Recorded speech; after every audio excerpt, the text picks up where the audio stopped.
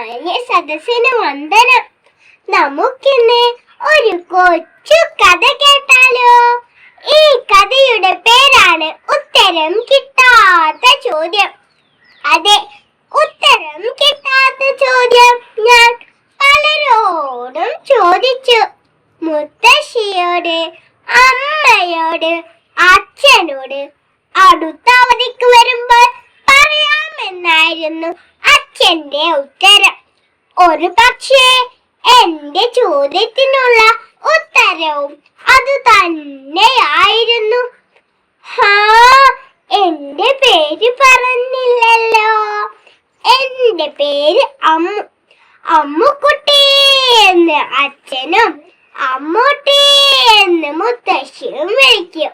2ാം ക്ലാസ്സിൽ പഠിക്കുന്നു. ഒരു മീനമാസ പുലരിയിലാണ് അച്ഛന്റെ കത്ത് വന്നത്. അടുത്ത വിഷുവിന് അവധിക്ക് വരുമെന്ന്. ഞാനും അമ്മയും ആഹ്ലാദത്തിലായിരുന്നു. രാമനാമം മാത്രം ജപിച്ചു നടക്കുന്ന മുത്തശ്ശി ഒന്ന് സംസാരിച്ചാൽ തന്നെ ഇന്ത്യൻ സ്വാതന്ത്ര്യ സമരത്തെ കുറിച്ചോ തന്റെ ഉണ്ണിയെ കുറിച്ചോ ആയിരിക്കും. എന്റെ അച്ഛനെ ഉണ്ണി എന്നാണ് മുത്തശ്ശി വിളിക്കുന്നത്. ഇന്ത്യയുടെ മാനം കാക്കുന്ന ധീരനാണ് എന്റെ ഉണ്ണി എന്നാണ് മുത്തശ്ശിയുടെ പക്ഷം. പക്ഷേ ഇന്ന് അമ്മക്കിതെന്തു പറ്റി? കരച്ചിലോട് കരച്ചില് തന്നെ. വിശേഷ ദിവസങ്ങളിൽ മാത്രം വിരുന്നിനെത്തുന്ന മാമനും വലിയച്ഛനും രാവിലെ തന്നെ എത്തി. കൊടിവച്ചക്കാരിൽ മന്ത്രിയും കാക്കിയണിഞ്ഞ പോലീസുകാരും പട്ടാളക്കാരും പത്രക്കാരും വീടും പരിസരവും ചോന പ്രളയം. എന്നിട്ടും അമ്മ മാത്രം കിടക്ക വിട്ടെഴുന്നേറ്റില്ല. കരഞ്ഞും പത്തം പറഞ്ഞുമുള്ള ഈ കിടപ്പ് രാവിലെ മുതൽ കാണുന്നതാ. പലരോടും കാരണം ചോദിച്ചു. സഹതാപം നിറഞ്ഞ നോട്ടം മാത്രമാണ് ഉത്തരമായി കിട്ടിയത്. എന്തിനും ഏതിനും ഉത്തരം നൽകുന്ന മുത്തശ്ശിയോട് കാരണം ആരാഞ്ഞു. അമ്മൂട്ടിക്കരയണ്ടാട്ടോ, നിന്റെ അച്ഛൻ എന്റെ മരിച്ചു, ഇതാ നോക്ക്. മുത്തശ്ശി നീട്ടിയ ദിനപത്രത്തിൽ എന്റെ അച്ഛന്റെ വർണ്ണചിത്രം. മാ ലാ യാ ലി ജ വാ വേ ഡി യേ ടു മാ രി ചു. അക്ഷരങ്ങൾ കൂട്ടി വായിക്കാൻ ബുദ്ധിമുട്ടായിരുന്നു. യുദ്ധമാണത്രേ യുദ്ധം. എന്നാലും മമ്മൂട്ടിക്കരയണ്ടാട്ടോ, മുത്തശ്ശി പറഞ്ഞു നിർത്തി.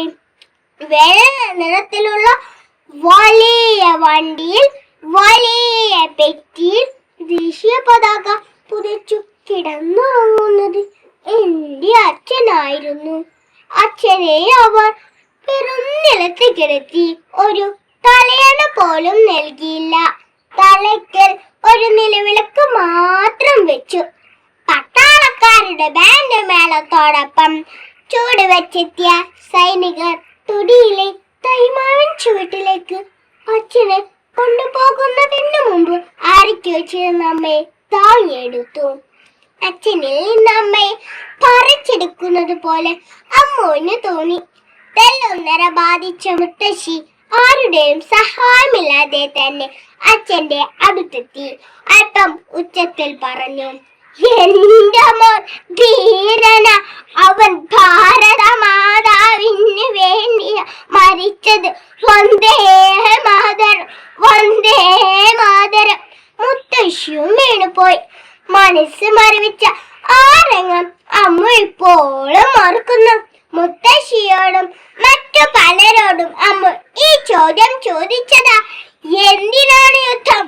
ആർക്കു വേണ്ടിയാണ് യുദ്ധം? എന്നാൽ മമ്മൂന് ഒരു കാര്യം മനസ്സിലായിട്ടോ.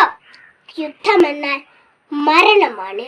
അതല്ലേ അമ്മുവിന്റെ അച്ഛൻ അവധിക്ക് വന്നപ്പോൾ അമ്മുവിന് നൽകിയ ഉത്തരം.